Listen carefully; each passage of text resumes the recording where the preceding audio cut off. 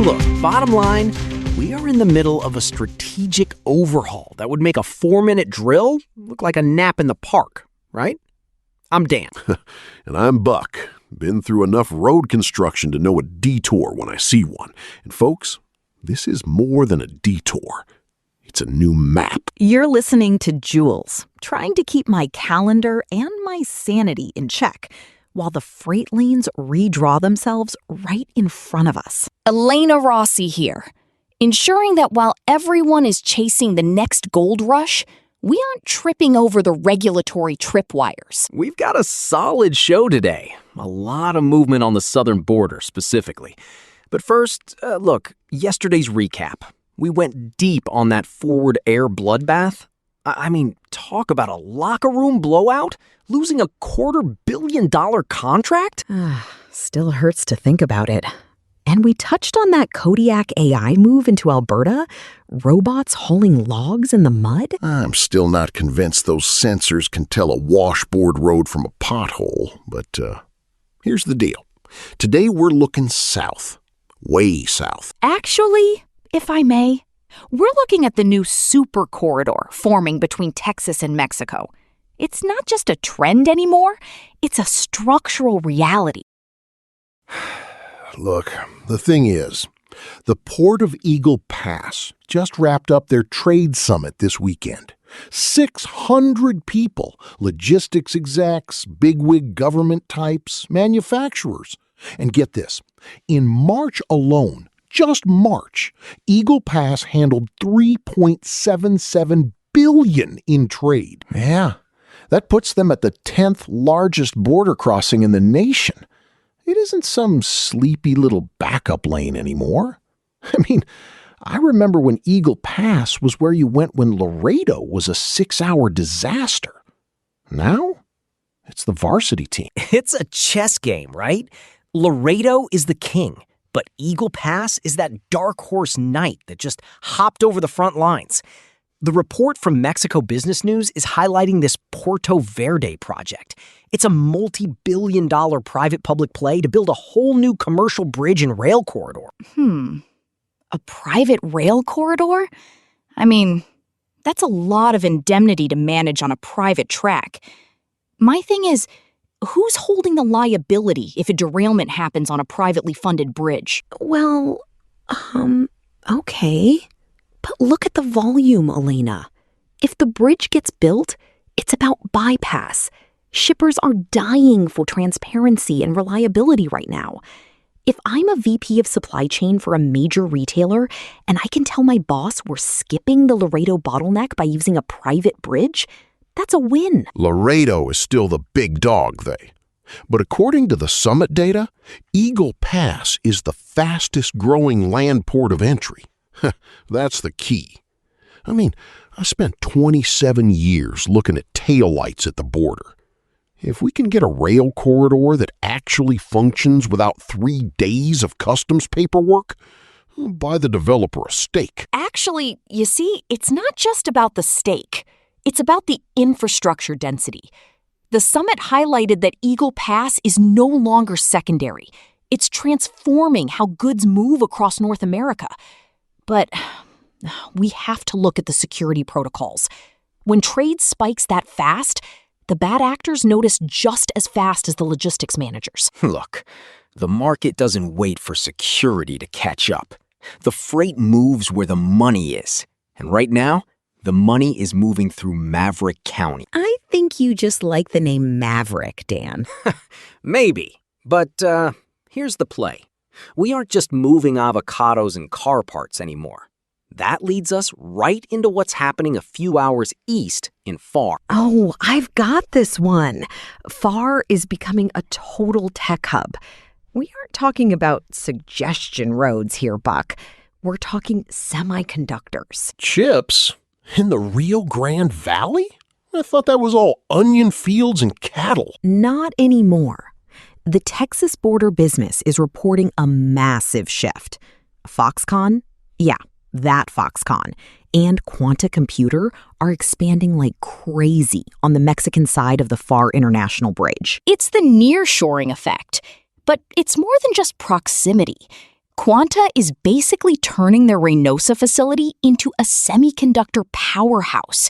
They're moving away from simple assembly into high-complexity AI server racks and automotive electronics. Well, exactly. And because they're doing that, the Pharr Bridge is reporting record-breaking trade. They're nearing completion on a massive expansion because the current bridge just can't handle the high-value electronics volume. Look, this is a total game changer for the brokerage world. High-value freight like AI servers, you aren't putting that on a beat-up 53-foot dry van with a driver who hasn't slept, right? Hey now, watch it. Now, you know what I mean, Buck. You need white glove service. You need Teams. You need real-time GPS tracking that refreshes every 10 seconds. This is relationship freight 2.0. If you don't have the tech to track $1 million load of chips, you're out of the game. And the risk portfolio changes completely. If a truckload of avocados flips, you're out $50,000, and the highway smells like guacamole for a week. If a load of Quanta AI servers disappears, you're looking at a multi-million-dollar insurance claim that could sink a mid-size carrier. My thing is, are these carriers ready for that level of indemnity? It's a different breed of driver, too. I mean, the old breed, we could fix a belt with a bungee cord and keep rolling. But these high-tech loads? One wrong bump in the road and the sensors on the pallets go off and the whole load is rejected at the dock. Right? And that's where the diplomacy comes in. I spend half my day now mediating between the carrier who says it was just a small bump and the receiver who says these servers are now scrap metal. It's about building trust before the wheels even turn. Bottom line, Pharr is the new Silicon Valley gateway. If you aren't looking at the RGV for your tech logistics, you're playing in the minor leagues. If I may, before we get into the solar boom in Houston, which is a massive risk story in itself, we should take a beat. Good call. Look, before we move on, a quick note from our sponsor. Strategic logistics requires world-class engineering, and that's exactly what powers this show. We are supported by the stack developed by Eric Christensen at Neural Network Media. He's the architect behind the code that keeps us on the air and keeps our data clean. Support the guy who makes this all possible. Visit our Patreon at patreon.com/Neural Network Media. You can get a free trial and access to our daily briefing PDF. It's the same intel we use to prep for these episodes. Check it out. Seriously, the PDF is the real deal. I even use it to check my roses. Well, no, but it's good for freight. Thanks, Buck. Okay, moving on. Dan, you wanted to talk about Houston? Yes, because look, we've talked about the border, right? But the ripple effect is hitting the coast. SEG Solar just announced they are expanding their planned Houston factory. We're talking a 4-gigawatt solar module plant. 4 gigawatts? 4 gigawatts. According to PV Magazine and Renewables Now, this isn't just a small assembly line. This is a massive manufacturing footprint. SEG Solar is pouring millions into this. I suppose I should point out the logistics nightmare of a 4-gigawatt output. Solar panels are, well, they're basically giant, heavy sheets of glass. They're incredibly fragile, and they don't stack particularly well if you want to keep them intact. And the weight, Elena. You get a full load of those panels, you're pushing 80,000 pounds before you even put a driver in the seat. I mean, I've hauled glass. It's a nightmare. You hit a crosswind in West Texas, and you're basically driving a giant sail. A sail that pays a premium, Buck. Well, yeah, there's that. But here's the thing. Where are they getting the components? That's the catch, Buck. A lot of the cells and the glass are still coming through those border crossings we just talked about. This SEG Solar plant is a perfect example of how the super corridor works. The high-tech components come up from the Pharr Reynosa Tech Hub, get assembled in Houston, and then shipped out to the massive solar farms in the desert. It's a full field press. We're seeing the entire supply chain localize in Texas. We're moving from a buy from China model to a build in Houston with parts from Reynosa model. Actually, if we look at the SEG Solar announcement, they specifically mentioned that this move is about securing the supply chain against global volatility. My thing is, when you localize, you reduce your maritime risk. No pirates in the Suez, no port strikes in Long Beach, but you increase your domestic operational risk. How so? You're putting all your eggs in one geographical basket.